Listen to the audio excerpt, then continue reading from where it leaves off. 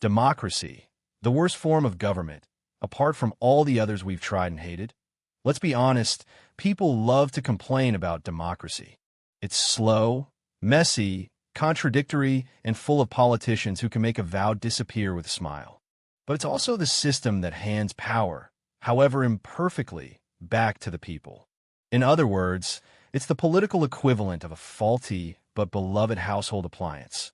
Creaks, sparks and all, you'd be hard-pressed to find anything better that doesn't explode.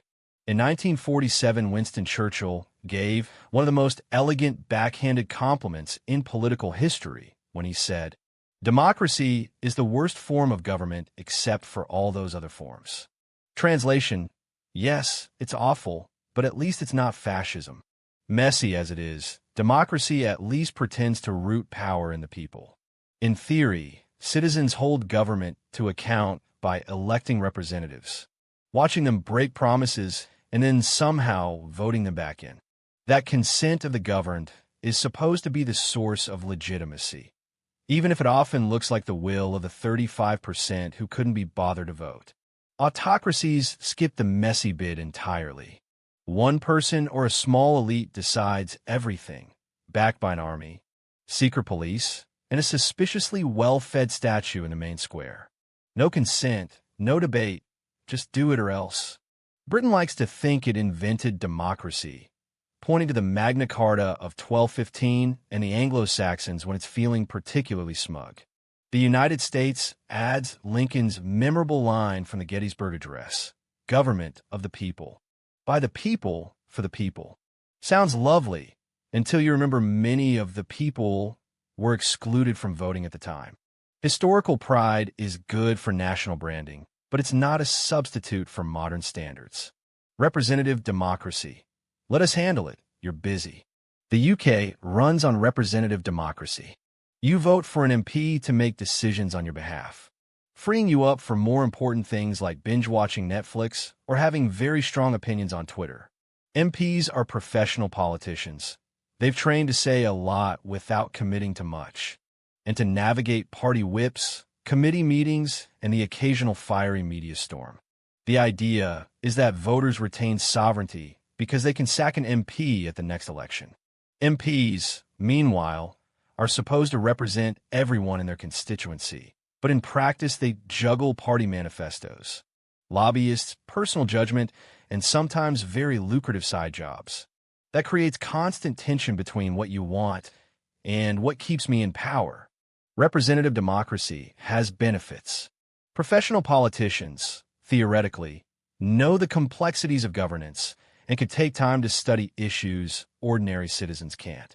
Parliamentary systems provide checks and balances and opportunities to protect minority interests. There's accountability on paper. If your MP screws up, you can vote them out. And if they do well, you can still vote them out for reasons that remain inscrutable. But there are drawbacks. Many MPs seem to live in a London bubble that doesn't reflect the rest of the country. Second jobs can be distracting. Owen Patterson resigned in 2021 after paid lobbying, and Geoffrey Cox reportedly earned £900,000 as a barrister while still drawing his MP salary, proving that multitasking is possible if the second task is extremely profitable. The House of Lords remains unelected, a political VIP lounge for the well-connected. And the first past the post-electoral system makes it very difficult for smaller parties to win seats, while being very good at leaving them ignored. Direct democracy. Let's ask the public what could possibly go wrong. Direct democracy. Everyone votes on everything. Sounds beautifully fair. In practice, most people don't have the time, patience, or specialist knowledge to make informed decisions about complex issues like fisheries policy, monetary supply, or the fine print of trade deals. Referendums in the UK offer occasional flirtations with direct democracy. But as Clement Attlee warned, they can be a device of demagogues and dictators. Theresa May's post-2016 Brexit journey showed how messy referendums can be. She campaigned to remain and wound up leading the country out.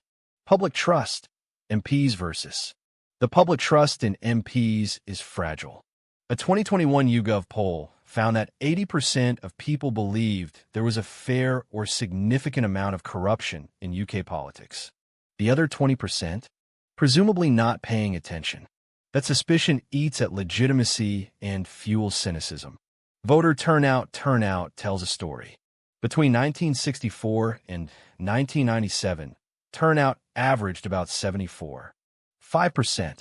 By 2001, it plunged to 59%, partly because Labour seemed set on victory and the opposition's charm offensive involved making paint drying look exciting.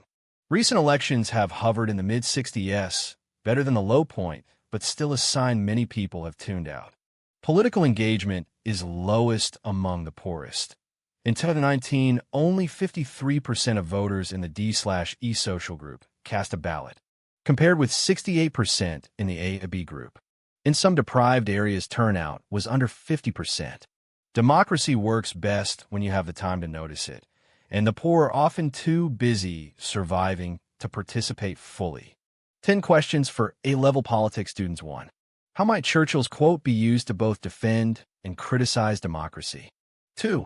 If MPs are meant to represent all constituents, how can they justify following their party over their voters? 3. Is a first-past-the-post system still fit for purpose in the 21st century? Why or why not? 4. Should MPs be allowed second jobs? If so, under what conditions? 5. Is the House of Lords' lack of election a fatal flaw or a stabilizing feature? 6. Why do poorer citizens participate less in elections, and how might that be addressed? 7. Was Attlee right to call referendums a device of demagogues and dictators? 8. Can public trust in MPs be restored, and if so, how? 9. How much political knowledge should citizens be expected to have before voting on complex issues? 10. Which is the bigger threat to democracy, corruption or voter apathy? Closing thought: democracy is infuriating, imperfect, and often infuriating again. But unless you've got a better system that doesn't end in concentration of power or worse, it's the best we've got. So complain loudly, demand better, and vote when you can, because the alternatives aren't pretty and silence only makes the mess harder to fix.